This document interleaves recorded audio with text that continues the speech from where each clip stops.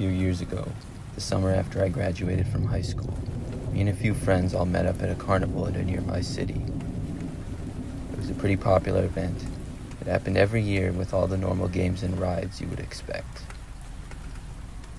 We got there and played some games and got food. We really did all the normal carnival stuff.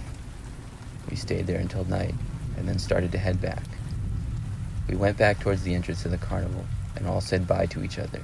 Then we went our separate ways. All the four of us had parked in different places, so after saying bye, I walked back into the carnival to the side where I had parked my car, which was a few blocks away. But as I was walking, I saw a man approach me. He was skinny and had a sort of scraggly beard. He appeared to be sort of young. He asked me if I was leaving and if I could give him a ride. This guy was looking pretty sketchy, and I really didn't want to give a ride to someone I didn't know, so I told the man that I didn't have a car. Of course, that wasn't true, but I just wanted him to leave me alone. The man looked disappointed and nodded his head and walked away. Then I walked to my car, which took me about 15 minutes to get there. I unlocked the doors as I got close to it, but at that same time, I heard rapid footsteps on the street coming out of nowhere. I looked and I saw the man. I had no idea he had been following me, and at this time on the street I was parked on, there was no one else around at all. The man said to me, "Oh, you don't have a car, huh?" in a pretty angry voice. I didn't say anything. I was pretty scared, and I couldn't believe what was happening. I then tried to get in my car quickly, but the man ran at me. He blocked the door to my car, and he demanded the keys. He claimed he could hurt me, so I just tossed the keys at him and ran away. He took the keys and drove off in my car. After he was gone, I called the police and then called one of my friends who drove over and waited until the police arrived. I was pretty shaken up, and the police took down all the information I could give them before my friend Alex gave me a ride home. The car ended up being recovered a few days later, and the man was eventually caught as well.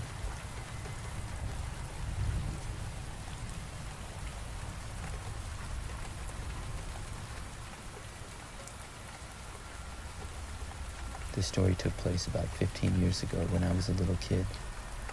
I'd guess I was like 10 at the time, and I went to a carnival with my parents and older sister. It was always really fun when we went to the carnivals as a kid, because I loved to play all the games, such as the ring toss and the basketball game. On this day, we all walked around and looked at some of the animals they had, as well as all the other fun stuff.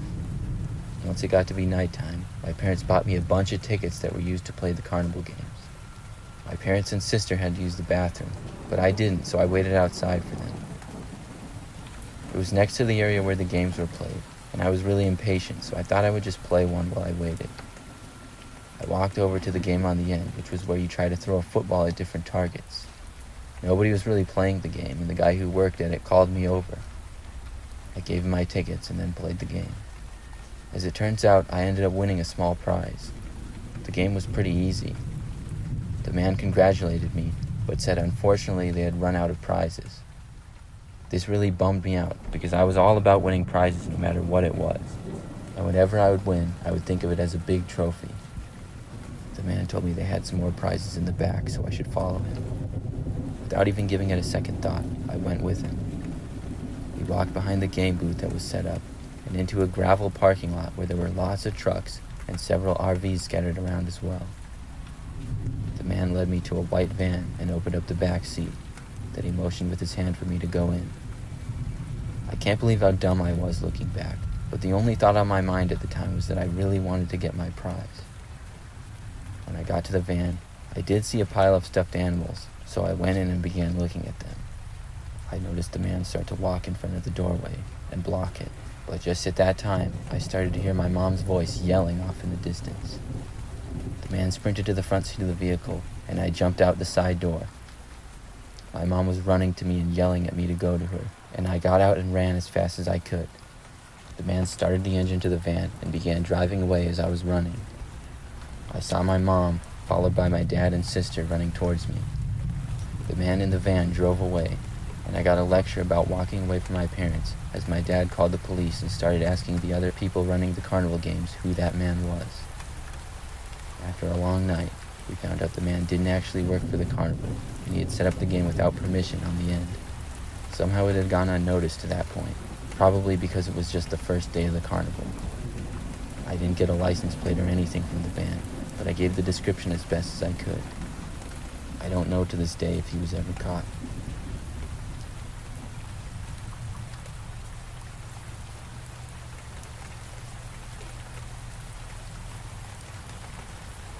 A couple of years ago, I went to a carnival with my wife. It was a pretty big one that took place every year, sort of close to where we live. Lots of people would go to it every year, and it became a tradition for my wife and I to go. We went on a Saturday, which obviously was the busiest day to go, but I didn't mind. I found the buzz of all the people to be sort of fun.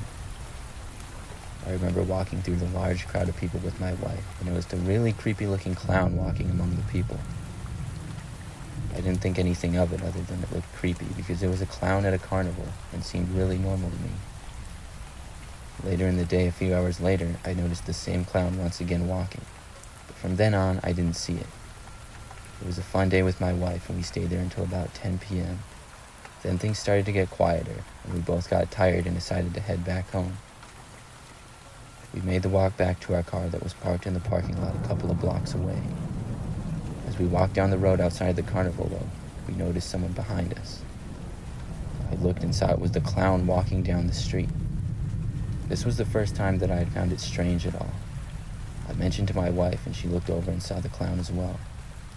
It was really just an observation, and we continued to walk to our car. But as we got to the car in the parking lot, I saw the clown had entered the parking lot as well. He was really tall and skinny looking, and quite honestly looked pretty creepy.